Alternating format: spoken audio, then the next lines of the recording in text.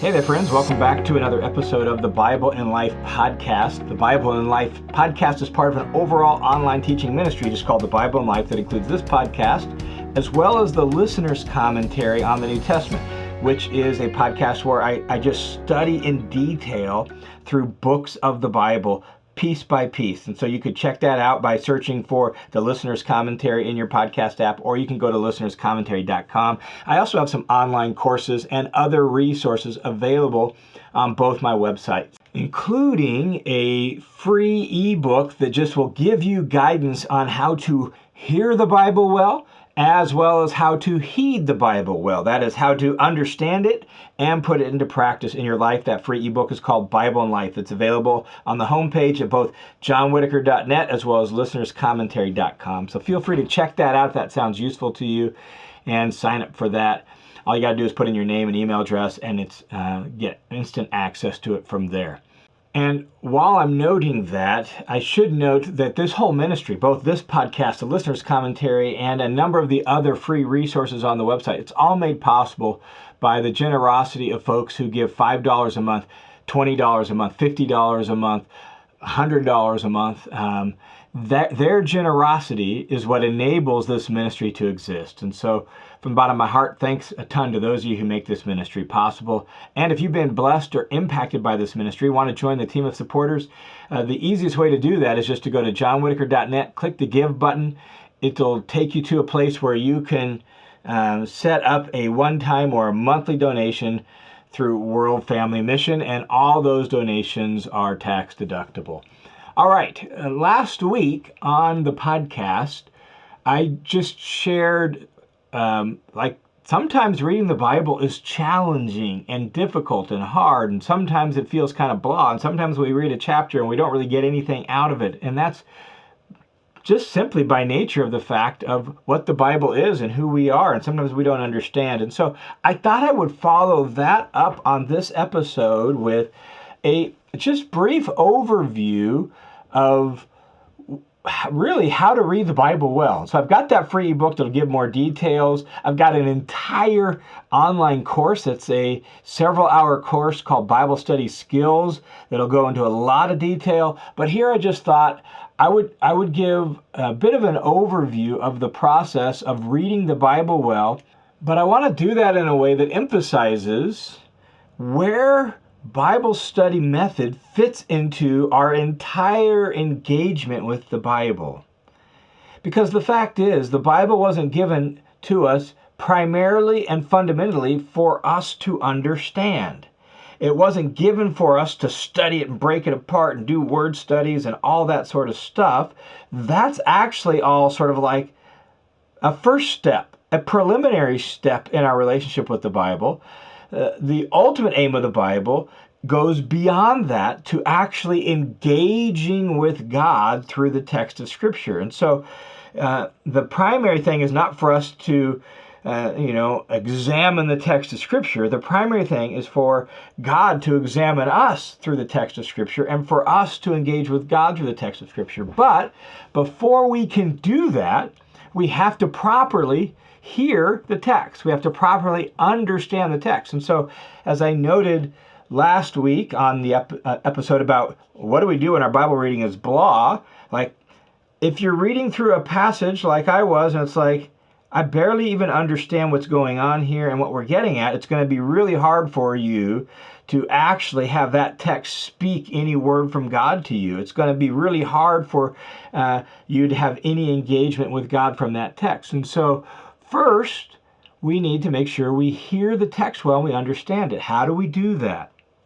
Well, the very common method of explaining that is what's called Inductive Bible Study. Inductive Bible Study is a method of trying to read the text in a way that the meaning of the text, we draw it out of the text. We draw the original meaning out of the text.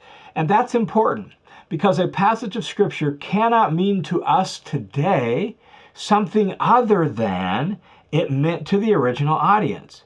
When we're reading the Bible, we are, if we're reading, say, Ephesians or Galatians, we're reading somebody else's mail. If we're reading, as I noted last week, Isaiah, we're reading communication between Isaiah and the people living in Judah in 700 BC, right? And so there's an original intent, there's an original meaning that was trying to be communicated from the original author to the original audience. And we want to try to grasp that original meaning, and then from there we can figure out what do we do with it in our own context. And so inductive Bible study is a method that just provides a framework for how to do that well. How do you draw out the original meaning of the text? And inductive Bible study has essentially three parts: observation, interpretation, and then application. Observation really asks the question, what do I see? As I read this text, what do I see? Interpretation asks the question, what does it mean? And then application is, how do I, or how do we, as God's people today, respond to the text? So observation, interpretation, application. Let me just offer a bit of an example, and then maybe we'll try to explain the parts a little bit more in detail. And so take, for example, Psalm chapter 1. Psalm 1, which in a lot of ways is really the heart and soul foundation of this whole podcast, Bible and Life, because I love the imagery in Psalm 1. But if you don't understand it, it's not going to have much impact for you. So Psalm 1 says, how blessed is the person, how blessed is the man who does not walk in the way of the wicked, nor stand in the path of sinners, nor sit in the seat of scoffers, but his delight is in the law of the Lord, and in his law he meditates day and night. He shall be like a tree planted by streams of water, which yields its fruit in its season, whose leaf does not wither, and everything he does, he prospers. And then it goes on to say, not so the wicked, for they are like chaff that the wind blows away. Therefore the wicked shall not stand in the assembly of the righteous, nor sinners in the judgment. For the Lord knows the way of the righteous, but the way of the wicked shall perish. Psalm 1. Now, there's plenty of things as you read through that are like, okay, what's going on there? So we start with observation. What do I see? So as you read through the text in inductive Bible study, you just make observations about the text, about the passage. You begin to ask some questions of it, and like, what does that mean? And what is that about? And why does he say that? And where is that, right? And we begin to get a sense of what's going on. And so, how blessed is the man? You could ask the question, in what sense? What does it mean to be blessed? What is he getting at? Or when he says, everything he does prospers. Well, prospers how? Like, does that mean we're going to get wealthy and rich and we're going to have a large bank account? Or does prosper mean something else? What does the word prosper mean? When it talks about meditate, what does it mean to meditate? How do you meditate? On his law, he meditates day and night. What does that mean? Does it mean day and night? Does that mean all day long and all night long? What about my job? And what about, all of my interactions with my family? So what does it mean to meditate? And what does it mean to meditate day and night? Or when it says that the wicked are like chaff. What is chaff? Why does the wind drive it away? And so in observation, what we're doing is we're reading the text with a curious mind, and we're asking good questions of the text. Some of those questions we might ask under observation are things like, well, how is this connected to that? Like, what's the relationship between this part of the passage or that part of the passage? Or what's the relationship between this action and that action? How are things connected?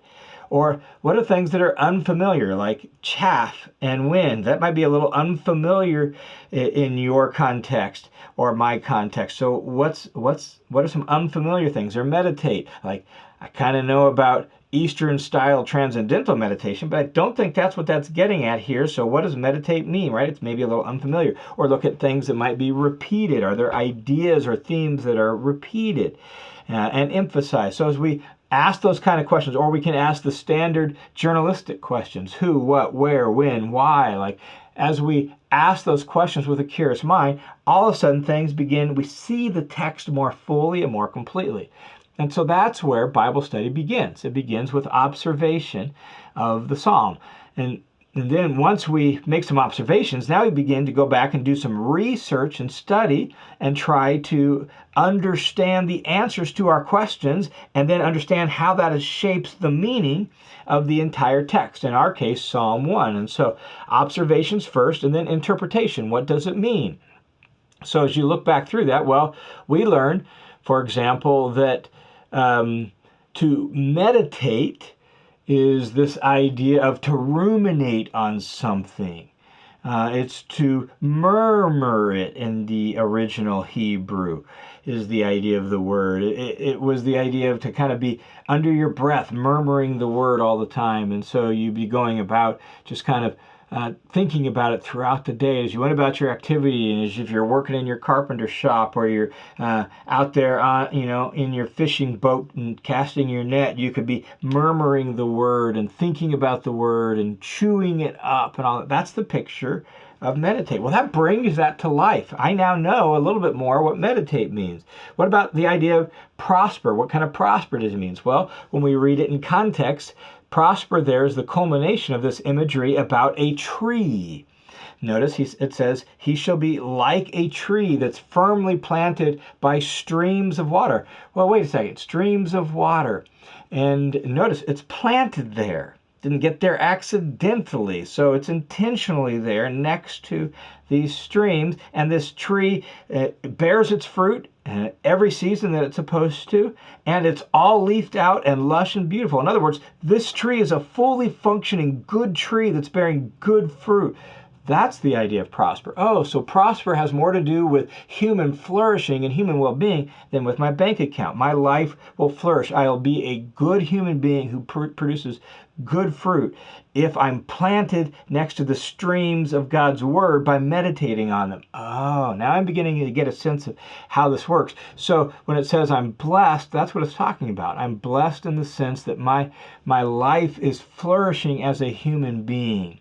I'm beginning to understand how I'm supposed to function as a human being. And that's because I'm planted there. And the wicked, not so. Instead of being like a flourishing tree, they're like chaff. What's chaff? Well, as we do the research on chaff, we learn that's the outer husk on the kernel from, say, wheat or barley. And in Israel, those were two common crops. And you would take a big, heavy wooden platform with little iron knobbies on the bottom, and you would, your animal would kind of drag that over your grain, your harvest, to break and crack that husk around the kernel. Then you take a big wooden fork and you throw it in the air, and then the wind would blow off the husk, and what would be left would be the good kernel, the good grain. And so the husk is this useless shell that has no life and no nutritional value in it.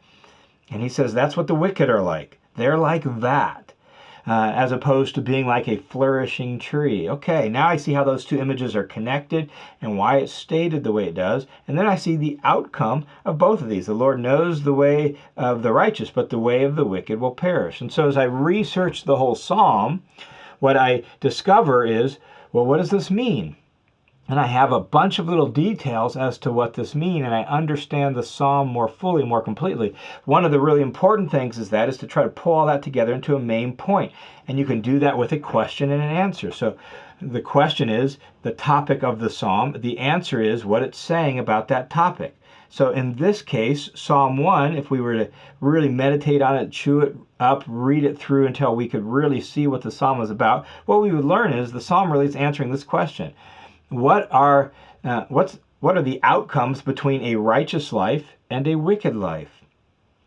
The outcomes are that a righteous life is known by God and flourishes, and a wicked life perishes.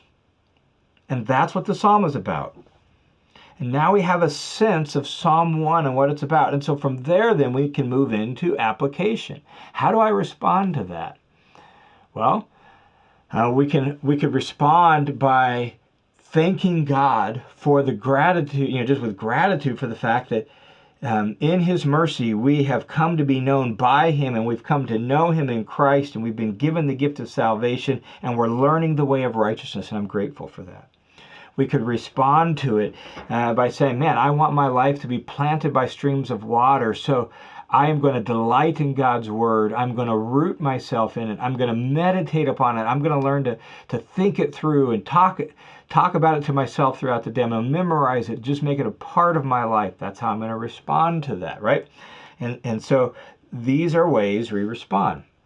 And that, in a nutshell, is the process of inductive Bible study. It's observe, interpret, apply.